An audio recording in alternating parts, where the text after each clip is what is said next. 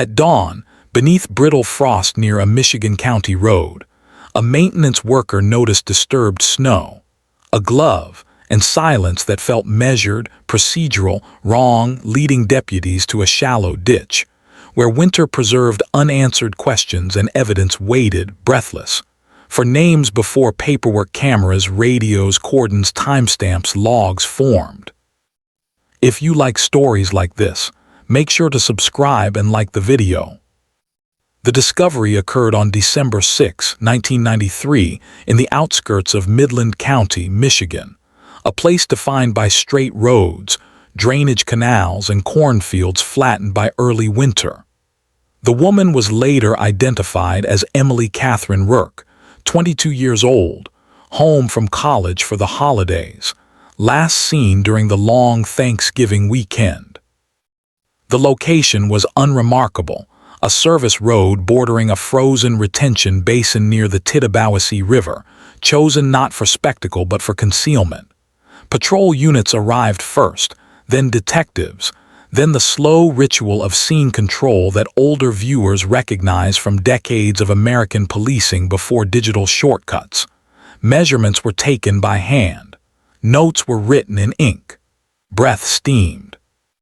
The temperature hovered just below freezing, preserving surfaces and delaying decay without offering answers. Emily's body position suggested placement rather than collapse. Clothing was intact and seasonally appropriate, a wool coat zipped, boots laced. There were no obvious signs of struggle visible to first responders, and no weapons nearby. This restraint defined the case from its first hour. Investigators were trained to document before interpreting, and the restraint was mirrored in early press coverage by the Midland Daily News, which reported a suspicious death under investigation without speculation. Missing person flyers had circulated for 9 days already, taped to grocery store corkboards and gas station windows along M20, showing Emily smiling in a graduation photo taken the previous spring. The autopsy, conducted at the county medical examiner's office in a building that smelled of disinfectant and cold steel, provided the first structured facts.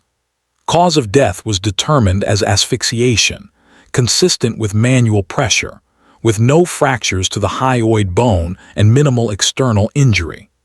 Time of death was estimated between late November 27 and early November 29, a window that overlapped Thanksgiving travel and family gatherings. Toxicology returned negative for alcohol and controlled substances. Fingernail scrapings were collected. Fibers were logged.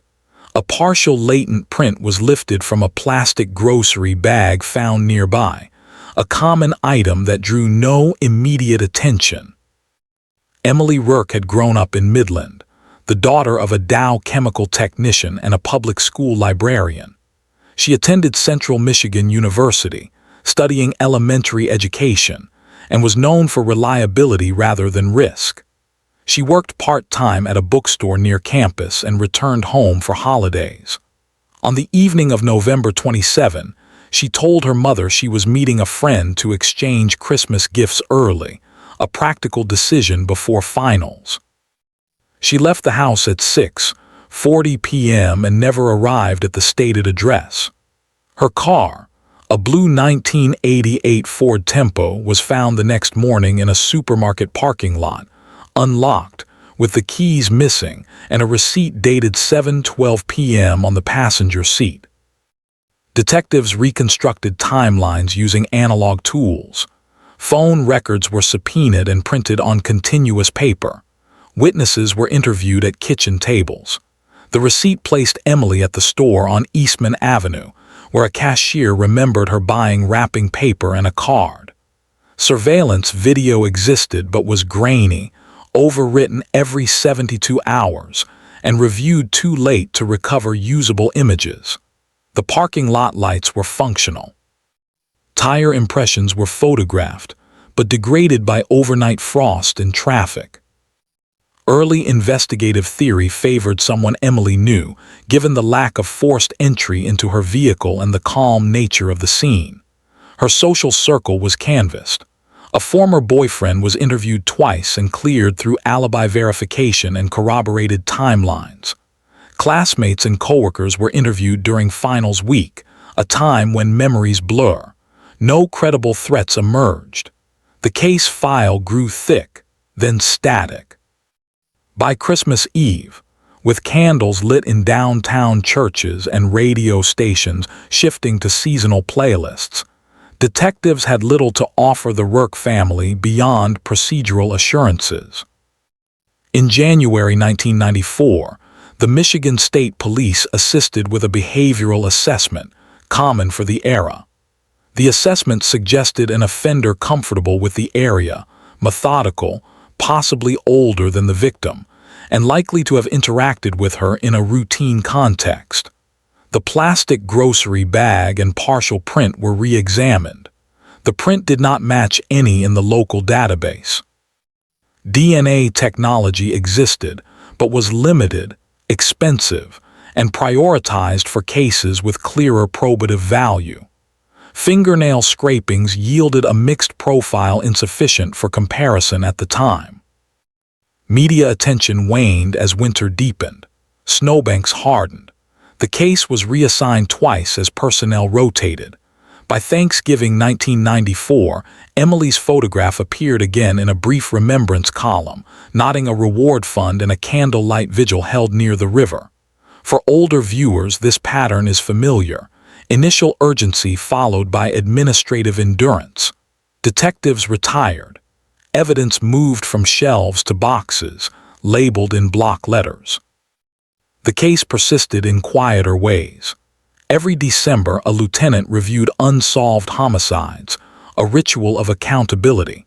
In 2002, the Michigan State Police Cold Case Unit cataloged Emily's evidence into a centralized archive, transferring items to climate-controlled storage. The grocery bag, preserved in paper, was logged again. Advances in DNA analysis were noted but not immediately applied due to resource constraints. In 2016, a new detective, assigned to cold cases as part of a grant-funded initiative, requested a full audit of unsolved female homicides from the early 1990s. Emily Rourke's file stood out for its preserved biological material and narrow timeline. The fingernail scrapings were resubmitted using modern STR analysis. A partial male profile was developed, sufficient for entry into CODIS. There was no immediate hit. Investigators broadened context. They reviewed similar cases within a 100-mile radius during the same holiday period. No pattern emerged.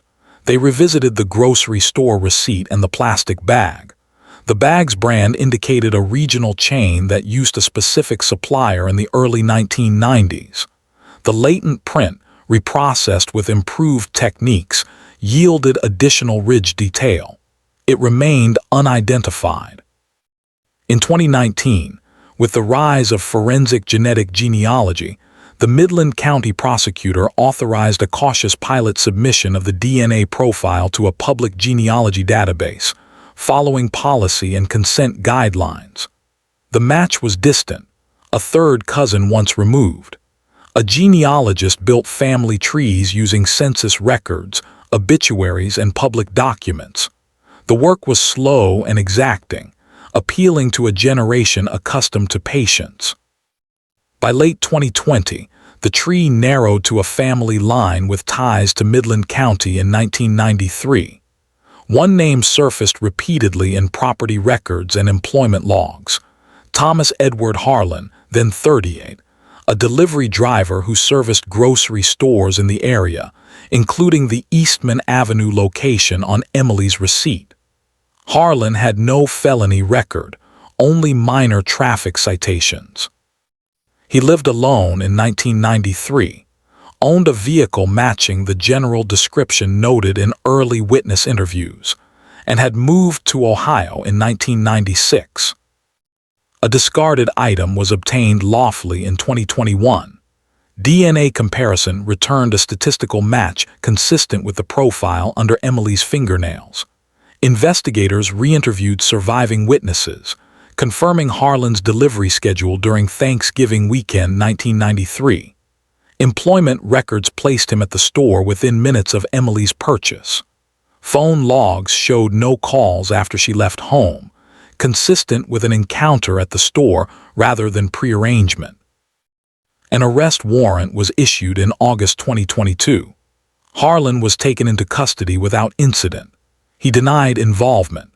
The evidence was presented methodically: DNA linkage, opportunity, geographic familiarity, and the absence of alternative suspects.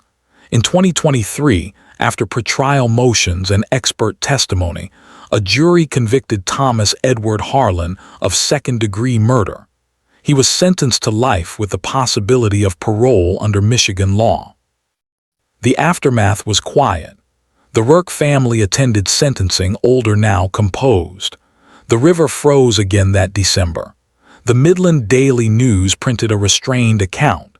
Evidence was returned to storage.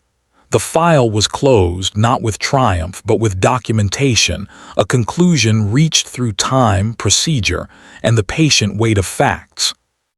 The investigation did not end with the conviction, because for those tasked with documenting the past, a solved case still demands reconstruction. Detectives returned to the earliest days, reviewing how decisions were made when technology lagged and pressure mounted. In 1993, Midland County law enforcement operated with limited digital tools, relying on paper maps, handwritten logs, and personal familiarity with neighborhoods. That context shaped every step, from the initial perimeter to the delayed review of surveillance footage. The absence of immediate forensic clarity did not indicate neglect, only the boundaries of the time. Emily Rourke's disappearance had unfolded during a seasonal lull, when routines loosened and attention scattered. Thanksgiving weekend altered schedules, store hours, and patrol patterns. Families gathered. Roads carried out-of-town traffic. In that environment, a delivery driver like Thomas Harlan moved easily, expected, unnoticed. Investigators later noted that his role placed him in proximity to young customers without raising suspicion. He handled bags, carts, and doors, leaving prints indistinguishable from dozens of others. In 1993, such overlap diluted evidentiary focus. Re-examination of the grocery store environment became central after the DNA match. Store blueprints were pulled from municipal archives, showing the layout as it existed then, before renovations. Lighting coverage was mapped. Sightlines were evaluated. Witness statements from cashiers and stock clerks were reread, now with a name in mind. One clerk's note, dismissed originally as nonspecific, mentioned a delivery truck idling longer than usual near the side entrance that evening. At the time, it blended into background noise. Decades later, it gained relevance without becoming determinative. The Ford Tempo's location was reconsidered. The parking lot where it was found served both shoppers and delivery vehicles. Snow removal logs showed plowing occurred overnight, explaining the absence of clear tire evidence. The unlocked doors suggested no forced removal, aligning with a scenario where Emily accepted help or a brief interaction before control shifted. Investigators resisted narrative temptation, focusing instead on probabilities supported by records. The medical examiner's restraint proved prescient. By avoiding speculative conclusions, the autopsy preserved credibility across decades. The documented findings, spare and precise, allowed later experts to testify without contradiction. The absence of severe trauma aligned with a controlled encounter rather than prolonged violence. For an older audience familiar with forensic evolution, this restraint underscored professionalism rather than uncertainty. Public memory of the case dimmed unevenly. Older residents remembered the flyers and the vigil by the river. Younger ones knew nothing until the arrest. Local press maintained a thin file, revisiting the case annually with brief notes. This continuity mattered. It preserved the case's presence without distorting it. When the arrest came, it felt sudden but not sensational, a development grounded in documentation rather than revelation. The genealogy work required patience uncommon in modern portrayals. Analysts traced lines through marriage records, land deeds, and obituaries, often encountering dead ends. Each branch pruned narrowed the field. Ethical oversight ensured compliance with policy, a point emphasized during pretrial hearings.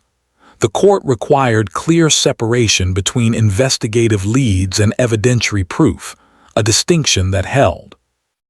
Once Harlan emerged as a suspect, investigators avoided confirmation bias.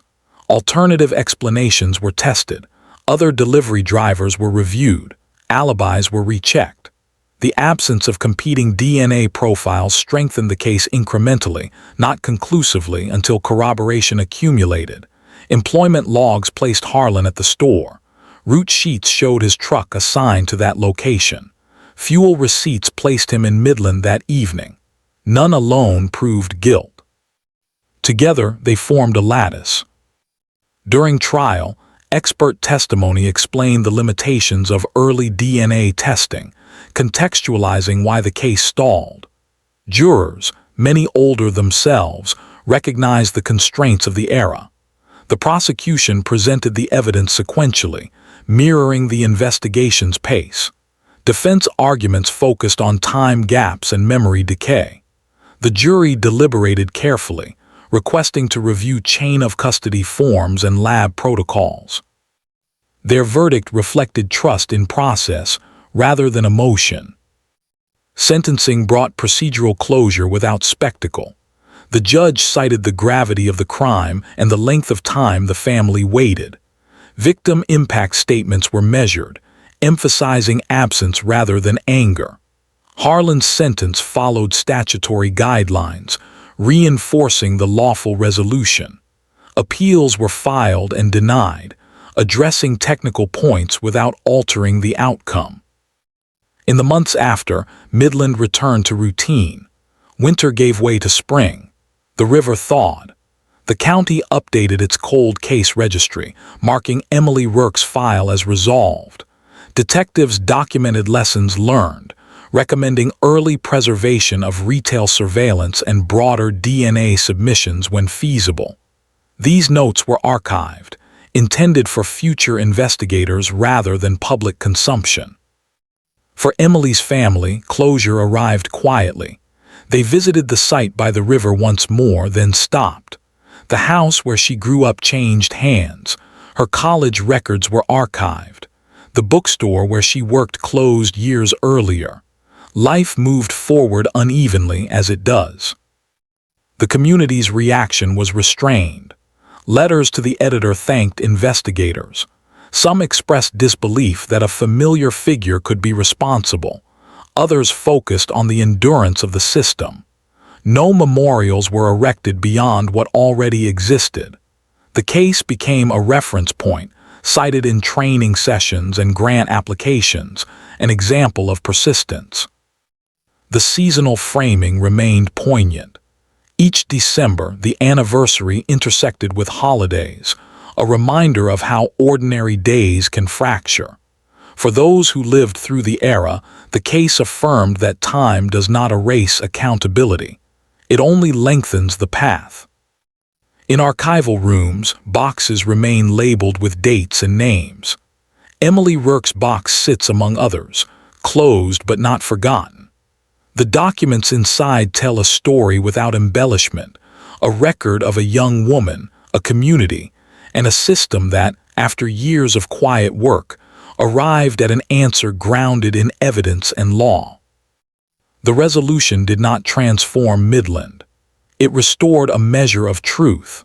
For an audience that values process over drama, the case stands as a testament to patience, to the unglamorous labor of records, labs, and winter roads, and to the idea that even after decades, facts can still speak clearly enough to be heard.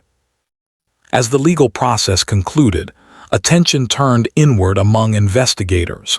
not toward celebration but toward accounting. Cold case resolutions demand scrutiny because they expose both endurance and delay.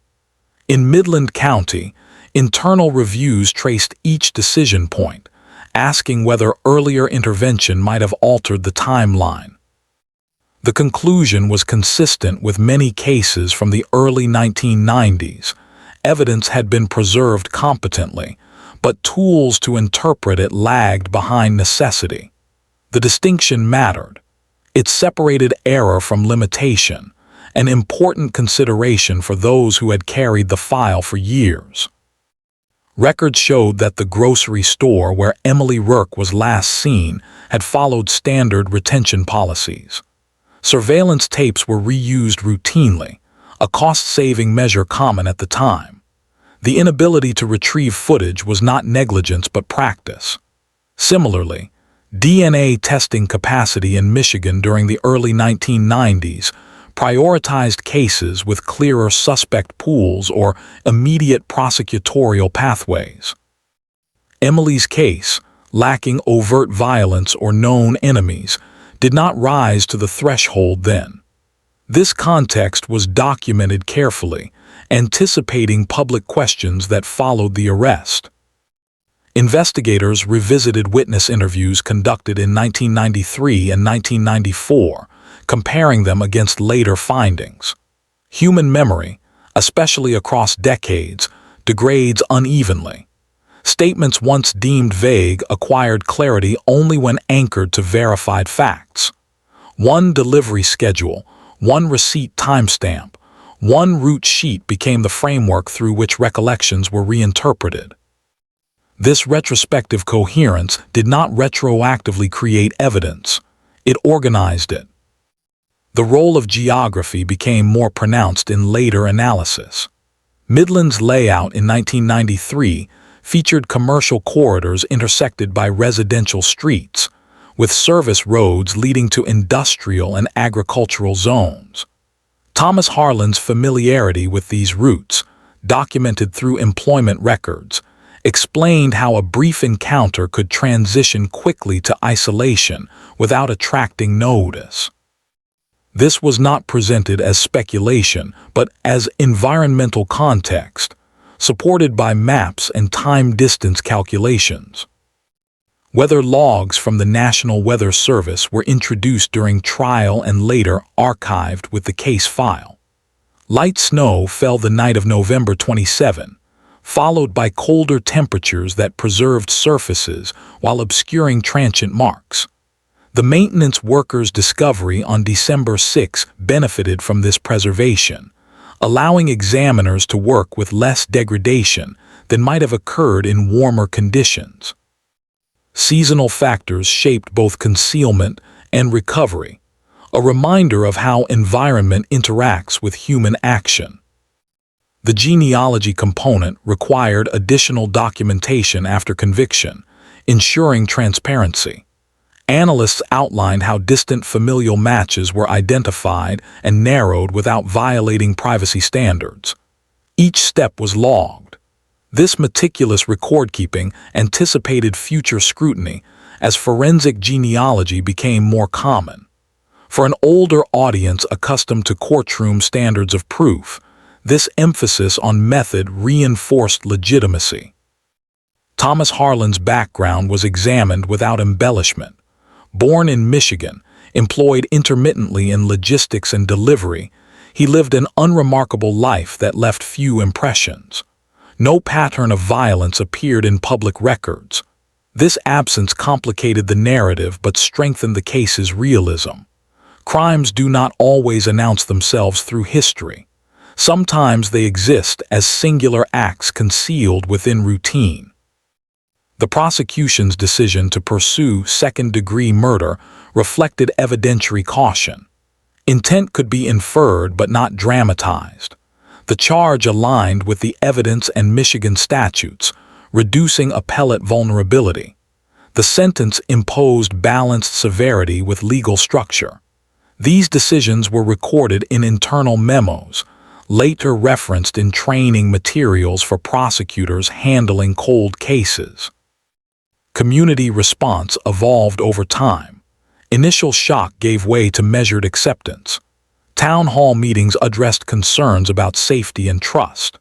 Law enforcement emphasized that the resolution did not indicate a pattern of hidden violence, but rather the closing of an isolated case. Older residents, many of whom remembered 1993 vividly, expressed relief tinged with melancholy. Younger residents learned the story as history rather than lived experience. The Rourke family's interactions with investigators after sentencing were limited and deliberate. They requested copies of select records, which were provided according to policy. They declined media interviews. Their focus shifted toward private remembrance rather than public narrative. This choice was respected, and it shaped how the case faded from headlines. Archival practices changed as a result of the case review. Midland County invested in digitizing cold case files, scanning paper records into searchable databases. Evidence storage protocols were updated, emphasizing long-term biological preservation. These changes were incremental but tangible, representing institutional learning rather than reaction. The case entered academic discussion quietly. Criminal justice programs cited it in lectures on delayed justice and forensic evolution. It illustrated how persistence intersects with technology and how restraint in early documentation can preserve future options. The absence of sensational elements made it useful precisely because it reflected common realities rather than extremes. Each December, the anniversary passes with little notice beyond internal calendars. Detectives who worked the case have moved on or retired. New officers know it as a resolved file, a benchmark rather than a burden. The service road near the river remains unmarked. Snow still falls. Traffic still passes. The broader lesson, noted in concluding reports, emphasized patience and fidelity to process. Evidence does not expire if preserved. Records retain value if maintained. Time complicates but does not negate truth. For those who have watched investigative practices change across decades, this case affirmed continuity beneath innovation. Emily Rourke's name appears now in official registries as a solved case. Her age at death, 22, remains fixed, while those who remember her age forward. This asymmetry defines many cold cases, resolved or not. The legal outcome closed one chapter, but the documentation ensures that the facts remain accessible, unaltered by retelling. In the end, the case stands without flourish. It does not rely on confession or coincidence. It rests on accumulation, verification, and lawful procedure. That quiet solidity is its final statement, one that endures beyond seasons, beyond headlines, and beyond the long winter that once concealed the truth. In reviewing the Midland file years after resolution, analysts noted how the case illustrated the difference between momentum and progress. Early momentum had been strong, driven by urgency and proximity. Progress, however, required tools that did not yet exist. This distinction became a recurring theme in internal assessments, especially for agencies managing aging evidence from the late 20th century. The Emily Rourke investigation showed that stagnation is not always failure. Sometimes it is simply waiting. The procedural record demonstrated consistency. Evidence logs showed no unexplained gaps. Transfers between facilities were documented. Chain of custody forms bore multiple signatures across decades, each reflecting a handoff rather than abandonment. For an audience familiar with the erosion of standards over time, this continuity mattered. It explained why the case could be revived without legal compromise. Reconstruction of the Thanksgiving weekend timeline benefited from contemporary data sources unavailable earlier. Traffic studies conducted years later provided average vehicle flow estimates for Eastman Avenue in 1993, allowing investigators to calculate how long a delivery truck could remain parked without attracting attention. Store transaction logs, once dismissed as mundane, became anchors for temporal analysis. The receipt timestamp, precise to the minute, framed the encounter window with discipline. The absence of eyewitnesses remained a defining feature. Rather than weakening the case, it underscored how crimes can occur within routine spaces unnoticed. This reality resonated with older viewers who understood how familiarity breeds inattention. Investigators emphasized that the grocery store environment did not fail. It functioned as designed. The crime exploited normalcy rather than chaos. During post-conviction review, defense filings were examined to ensure that no procedural shortcuts had been taken. Appeals challenged the admissibility of genealogical evidence and the interpretation of mixed DNA samples. Appellate courts upheld the rulings, citing careful adherence to evolving standards. These decisions were published without commentary, adding to the legal framework governing future cases. The role of local press remained understated throughout. Journalists revisited archived articles, noting how early restraint prevented rumor from hardening into belief.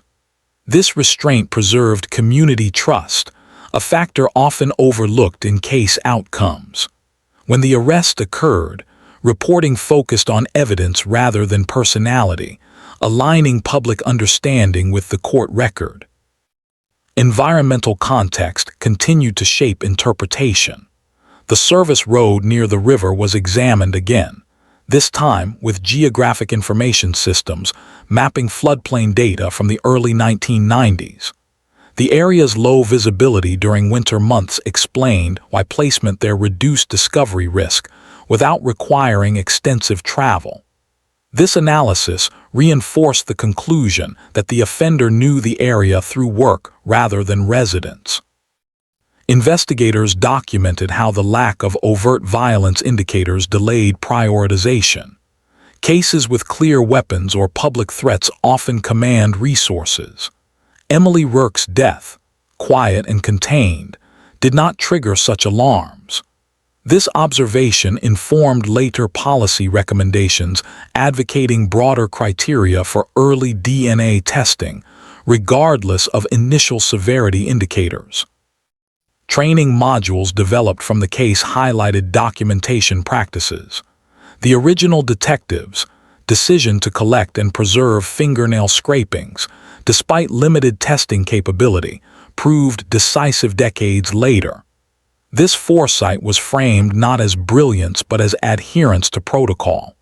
It reinforced the value of routine thoroughness.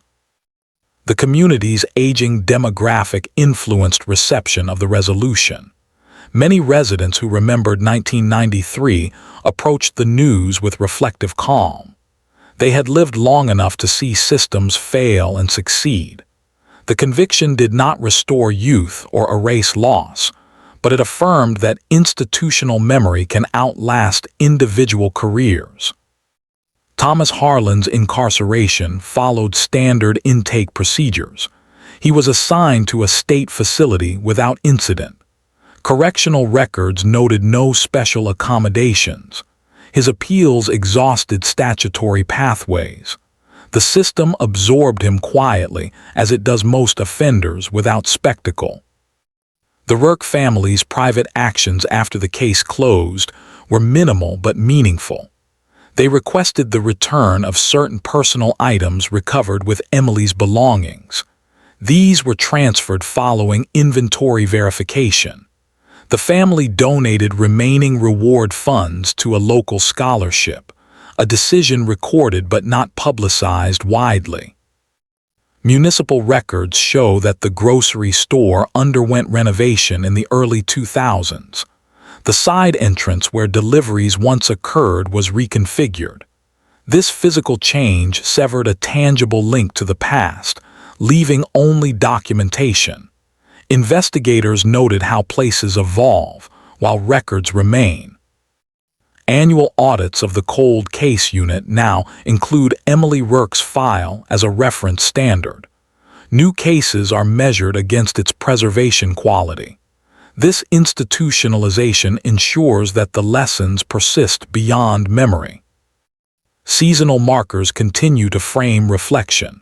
Thanksgiving brings increased travel and altered routines, reminders of vulnerability within celebration.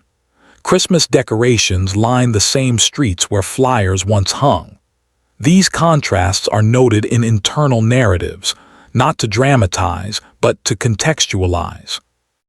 The legal community in Midland County references the case when discussing statute limitations and evidentiary endurance.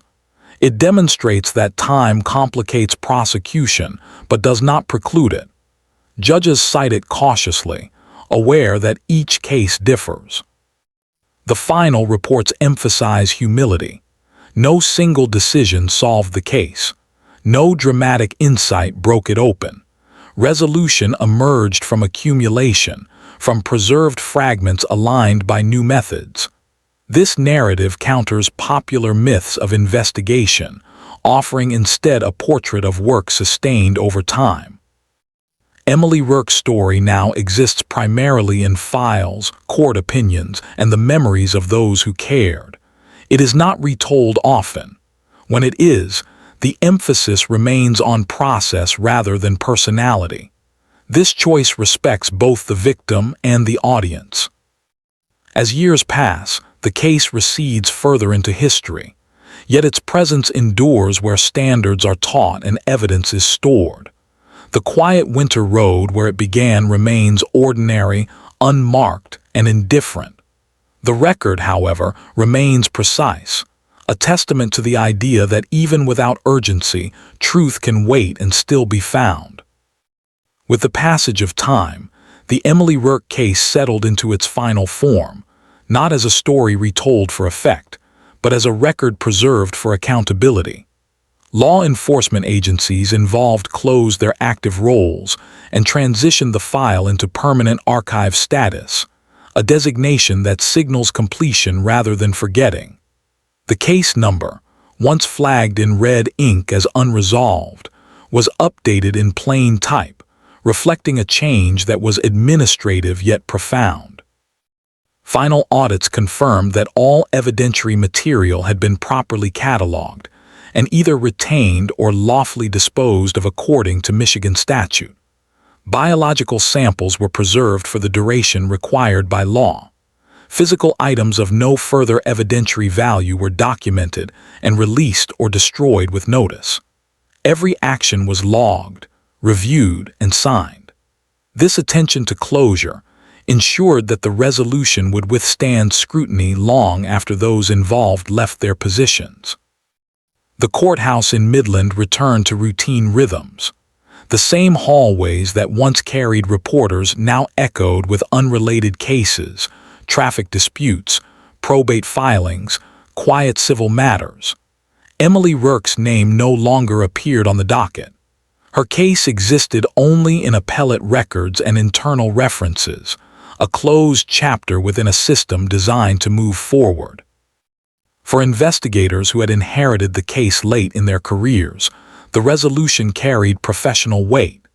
It validated the cold case model built on patience rather than pressure.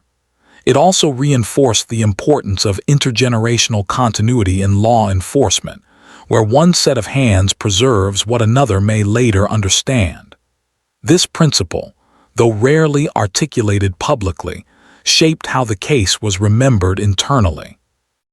The Michigan State Police included the case in an annual report on cold case outcomes, noting it as an example of successful forensic genealogy integration. The language was measured, avoiding claims of innovation beyond what the facts supported. The report emphasized policy compliance, judicial oversight, and collaboration across agencies. It framed success not as inevitability, but as possibility when evidence is preserved and revisited responsibly. Public interest faded naturally. Without ongoing proceedings or controversy, the case slipped from conversation. This fatting was not dismissal but normalization. Communities absorb resolution quietly, especially when the events lie decades in the past. The absence of spectacle allowed healing to proceed without interruption. Emily Rourke's family continued their lives outside public view. Holidays came and went. Loss remained, but its sharpest edges dulled with time. The family did not seek further recognition. They expressed gratitude privately to investigators through letters that were acknowledged and filed. Their restraint mirrored the tone of the case itself. Local institutions absorbed the lessons subtly. Schools incorporated brief discussions of personal safety during holiday travel. Law enforcement refined protocols for missing adults, emphasizing early evidence preservation regardless of circumstance. These changes were incremental, almost invisible, but rooted partly in accumulated experience from cases like Emily's. The offender's imprisonment followed established correctional processes. He entered the system as one among many, without distinction. Periodic reviews adhered to statutory requirements. No further legal developments altered the outcome. The justice system's involvement concluded not with finality but with continuity. As years progressed, physical traces of the case disappeared from the landscape. The service road was resurfaced. The retention basin was regraded. Nearby commercial properties changed ownership. Only maps and photographs preserved the environment as it once was. This transformation underscored the importance of records over memory. Academic references to the case remained factual and sparse. It appeared in footnotes, case studies, training materials. It was never framed as extraordinary. Its value lay in its ordinariness, in showing how everyday environments and routine roles can intersect with irreversible harm. Seasonal associations lingered. Thanksgiving and Christmas continued to frame the case temporally, reminders of how disruption can occur amid tradition. Investigators noted that holidays complicate timelines and resources, a factor now routinely accounted for in planning. These observations were recorded not as warnings, but as reminders. The case's final summaries emphasized proportionality. No attempt was made to elevate its importance above others. Each solved case carries its own weight, and Emily Rourke's was measured by its resolution rather than its visibility. This perspective aligned with professional ethics emphasizing equity over attention. In closing memoranda, supervisors reflected on the responsibility carried by archives. Cold cases are not dormant, they are deferred. The Rourke file demonstrated that deferral does not diminish obligation. It merely extends it across time and personnel. This understanding became part of institutional culture. The Michigan winter that marked the case's beginning remained an enduring symbol, not for its severity but for its stillness. Snow covers without erasing. Cold preserves without explaining. Investigators recognized this parallel without romanticizing it. Environment shapes evidence, but it does not speak for it. Emily Rourke's age at death remained unchanged in every record, a constant against the passage of years. This constancy served as a quiet anchor. While others aged, retired, or passed on, her entry remained fixed, a reminder of why accuracy matters. The final legal outcome stood firm. Conviction upheld. Sentence imposed. Appeals resolved. No pending actions remained. The case reached a state of legal rest, a term used rarely but precisely. It marked the end of institutional responsibility beyond preservation. In reflection, the case did not redefine policing or justice. It reaffirmed them. It showed that careful documentation, lawful process, and patience can converge even after decades. It demonstrated that resolution does not require drama, only diligence. As the years continue, Emily Rourke's name will surface occasionally, perhaps during training, perhaps in quiet remembrance. Each mention will draw from the same verified facts, unchanged by retelling. This stability is the case's final contribution. The winter road where it began remains unremarkable. Cars pass. Snow falls. The landscape offers no indication of what occurred there.